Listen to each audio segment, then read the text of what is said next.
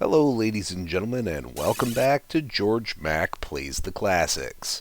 Despite being an avid Genesis owner in the early 90s, I had never seen or heard of Truxton before. As a fan of vertical scrolling shooters, I was eager to play as I looked up what it was. While it was decent, it pales in comparison to blazing lasers. The story is boilerplate. Aliens are hell-bent on Earth's destruction, and it's up to one man to stop them. Your name? Tom the Bomb. There are three types of weapons you can switch between as you find their icons. Your default weapon is the red spread shot. The green are missile-like lasers. The blue is a lightning gun that homes in on deadlier enemies. Weapons can be powered up to provide more projectiles or beams as you collect P icons to power them up. The red beam adds a shield when it powers all the way. You start off moving at molasses speed, but can pick up S icons to increase your movement. Any speed and weapon levels are lost when you take a hit and die, but you keep however many P icons you have in reserve. In this way, it's possible to come back with a fully powered up weapon. You can choose to fire a single shot at a time with the A button, or hold down the C button for rapid fire. A screen clearing, or boss damaging bomb, can be dropped with the B button. These also cancel out enemy projectiles, so are helpful in a pinch. I preferred the lightning gun in my playthrough as it kept me safe from having to be directly below bosses to hurt them. Most of the time you'll find yourself holding the C button down and moving left and right to wipe the screen of enemies.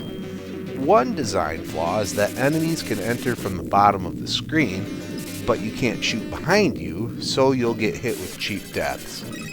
Another is that later enemies get blue projectiles, which can blend into the lightning gun, so you explode without realizing why.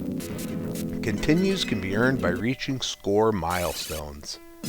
As is the case with many power-up based shooters, if you die near the end of a level, completing it becomes very difficult with the low power default gun. This typically results in a trip to the continue screen, armed with hopes that you will avoid the kill spot in your next try. When it comes to grading Truxton on Sega Genesis, graphics get a 3.0. Everything is clear and detailed, though not spectacular. Sound gets a 2.0. Music sounds like Genesis music, but it's not great nor particularly memorable. Gameplay gets a 2.5. There are pros and cons to each of the weapons. Using the bombs to clear the screen of projectiles is an important skill to learn. Difficulty gets a 3.0. I think there's enough challenge, but there is bad design that makes some of it unfair. Continues can be plentiful.